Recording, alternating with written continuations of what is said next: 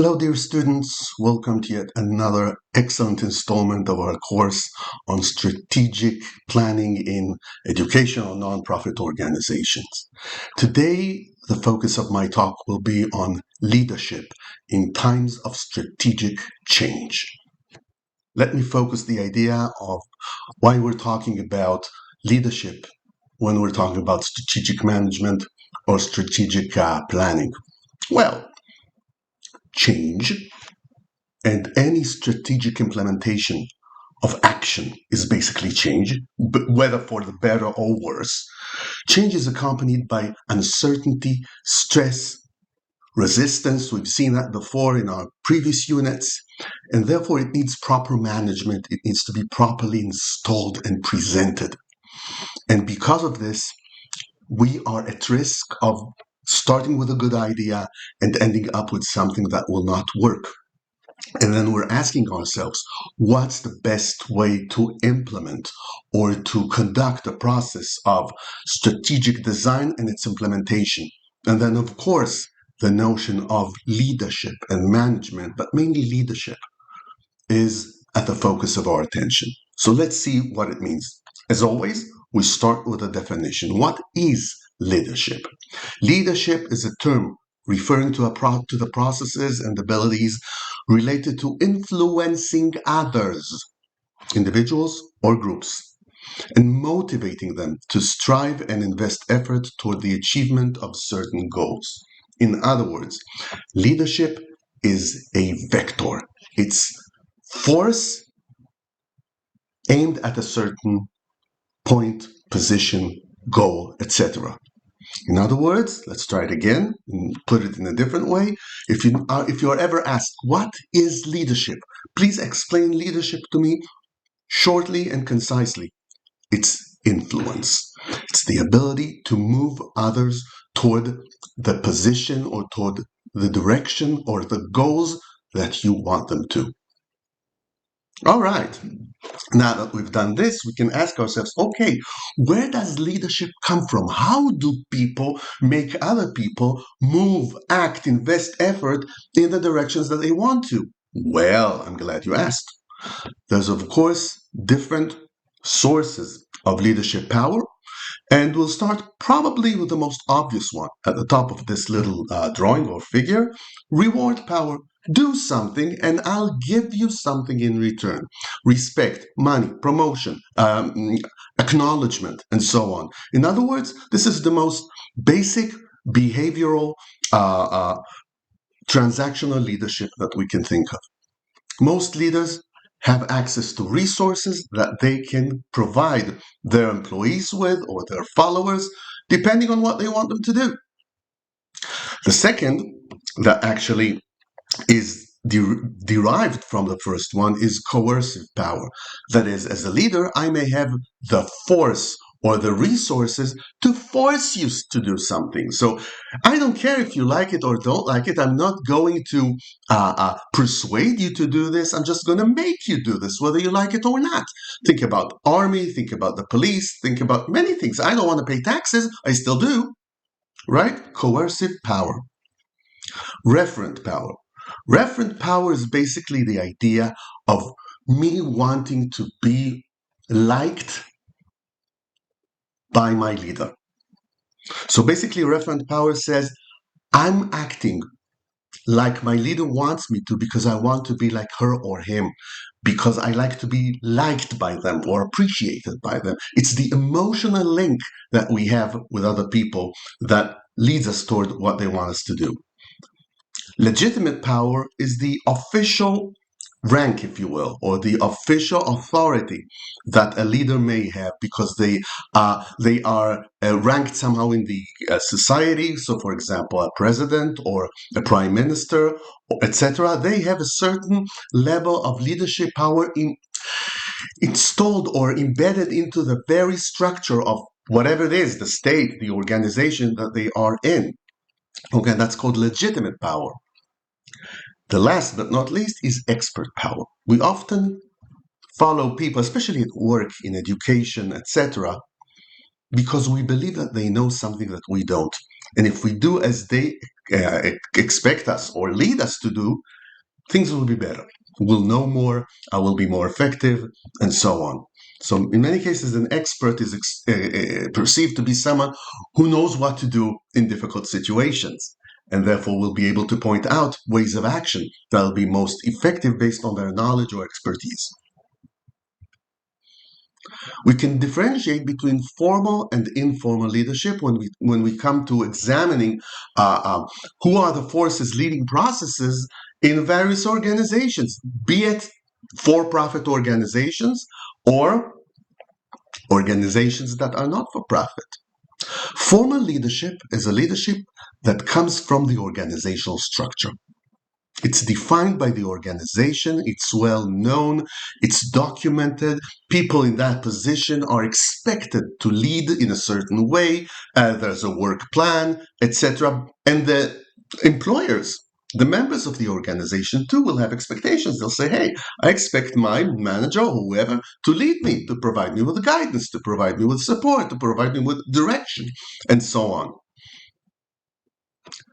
It can be something that's ongoing. So, for example, an officer in the military, or something that's defined by time limits. For example, a project manager.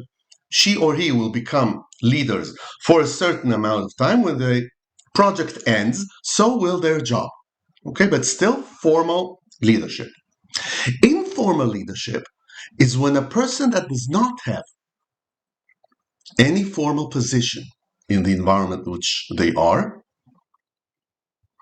rises above the circumstances to provide solutions, direction, motivation, etc.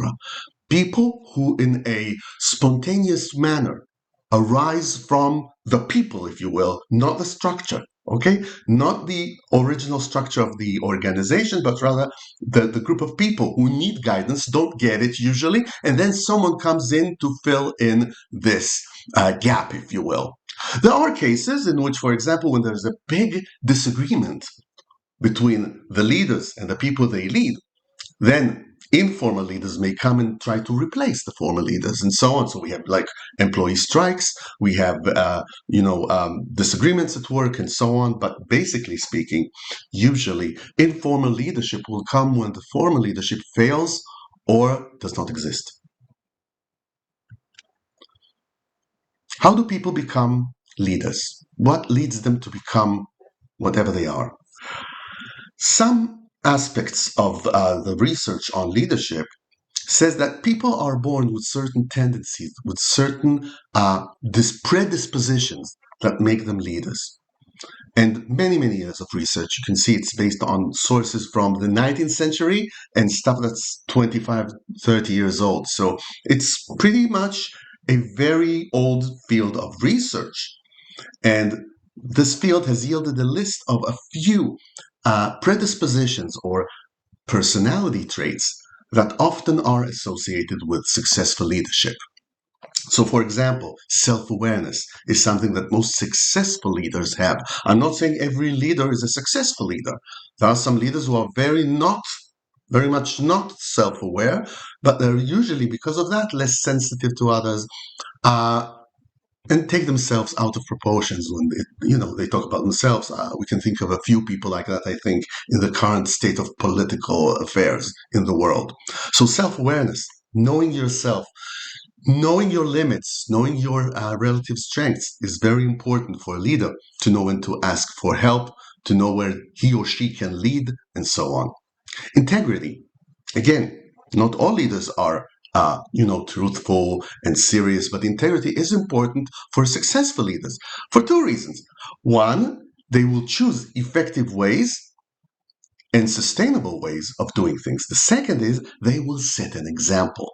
In other words, don't do as I say, do as I do. And people appreciate more the leaders who actually provide a role model rather than saying, oh, you should do this, but themselves, they're not doing that. Okay? Emotional stability. Yes, people are looking for a rock in a stormy sea, if you will. Someone who can be focused and to the point and an anchor in times of change, uncertainty, and that's what, of course, strategic change is all about. So they're looking for someone who'll be stable, who'll be effective, who'll be with eyes on the ball, if you will, and will not panic. Compassion.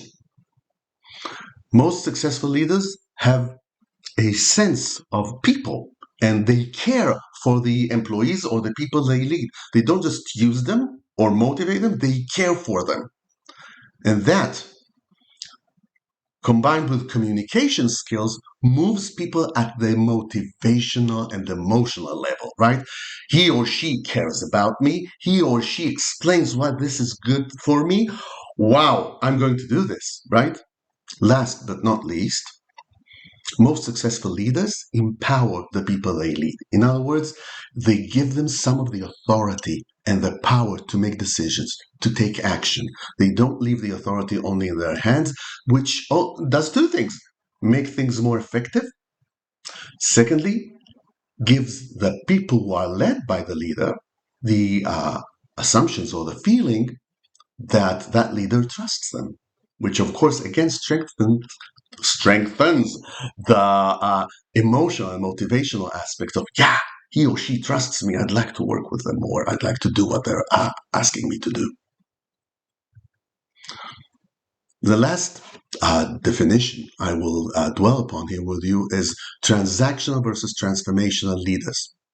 Transactional leaders are those who usually act according to one of the basis of powers that we've covered a couple of slides before. So basically, these people they have a plan, they have targets, and they go this way. Guys, if you achieve these goals, if you work and obtain these targets, you will get rewards. Maybe money, maybe promotion, maybe you'll get to be best employee, maybe whatever. Okay, you can provide rewards that are both tangible and non-tangible, but basically, they provide a deal. Yes, that's what I'm looking for. That's the word I'm looking for. They provide a clear deal to their employees saying, you do this, you'll get that. And of course, in many ways, this works pretty well. This works pretty well. It usually works when people agree that the agreement between leaders and the people they lead is fair, is perceived as fair. And it's usually working well in times of routine. But what happens when we're basically telling people, guys, all these agreements we came to, they're gone. They're irrelevant. We're changing things. We're re-strategizing the organization or an aspect of the organization. Then all of a sudden we break the deal and we say, okay, we need to come up with a new thing in which you make a lot of effort for a chance of a better future, but nothing is promised. This is where transformational leadership may become relevant. In transformational leadership, the leader inspires people to take action and rise above challenges, obstacles, rules, and regulations. They basically create a motivation so dedicated to a certain goal that people are willing to basically do a lot, if not anything, to achieve that goal. That's very effective, but of course, you cannot always expect people to act like that. That's very good and very effective leadership in times of crisis, for example, or in times in which change is required. This is why I personally believe that transformational leadership is a very natural type of leadership in times of strategic change or strategic realignment. What do transformational leaders do that make them so? Well, there's a lot of research on this, usually led by two guys, Avolio and Bass, two psychologists who looked into the behavior and the effectiveness of leadership in all kinds of contexts. And what they came up with is the following thing. And I'll start with the inspiration at the bottom right hand. Basically, I believe this is where transformational leadership begins. You come up with a vision and with a mission and with ideas that inspire other people. People hear them and they go like, yes, I want to do this. Yes, I would like to go in that direction. They are excited about this. Second, transformational leaders enable others to act. Remember, they are empowering their people.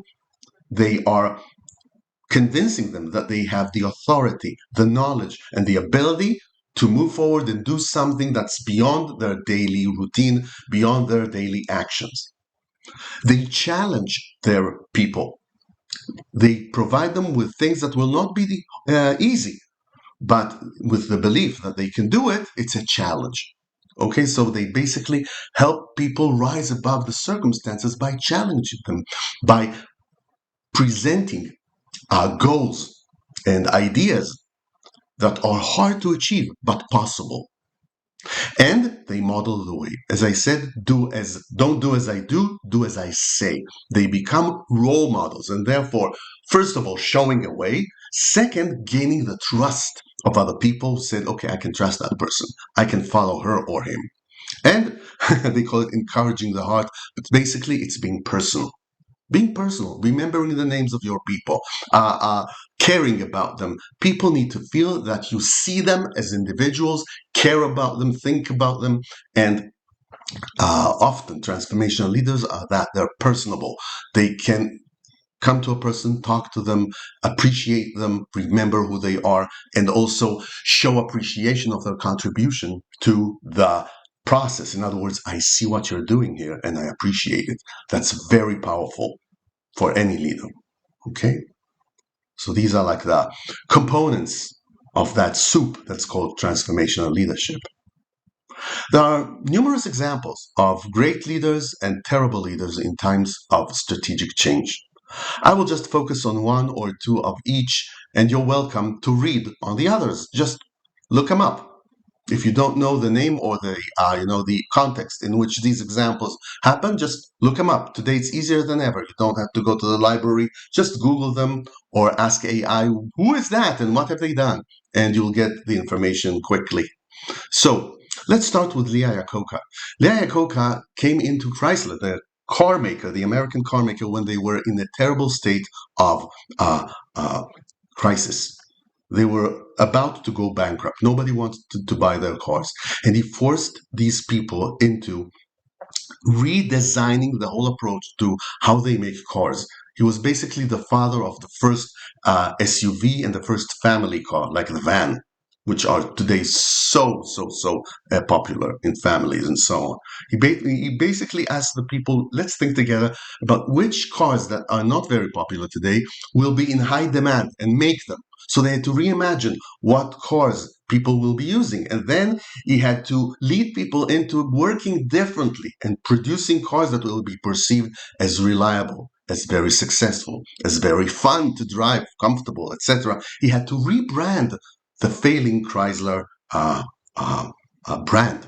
And he did that without coercion. He was able to really present a way, a process that excited people, and they were willing to work hard to give up on part of their salary for a couple of years until things get better, and then they were rewarded. Okay?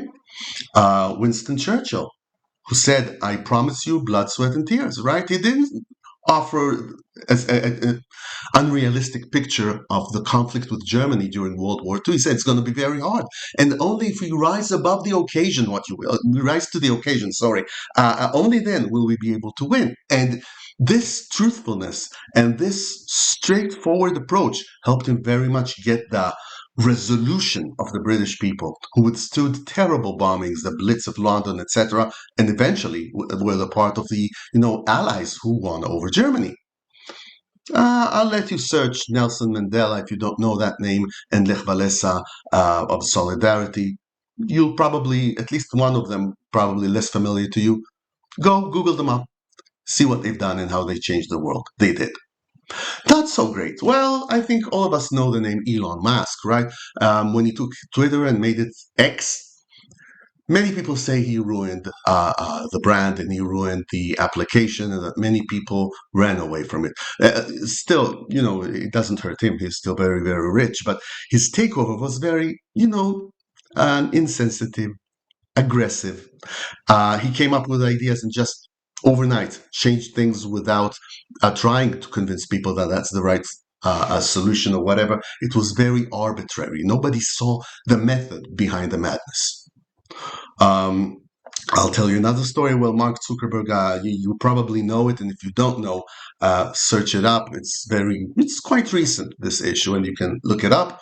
I'll tell you about the Enron Corporation management failure, in which this was like a company in which people from the top leadership stole money from the retirement funds of their employees and covered it up. And when the thing exploded, they did not own the process. They did not do anything, but basically tried to run away. They now sit in jail. And the company itself not just failed and closed down, but also their employees lost their pension, lost their retirement funds, which is, of course, a terrible, terrible embezzlement. And, well, if you don't know a guy named Caligula, or in his full name, Gaius Julius Caesar Augustus Germanicus, look him up. You'll have a lot of fun. Yeah, fun. Reading about him and what kind of a leader he was and what he did as a leader. Very interesting and probably not recommended if you want to properly introduce strategic change in an organization. That's it for today. Hope you find at least a few things said here interesting and of value. And until next time, I bid you farewell. Bye-bye.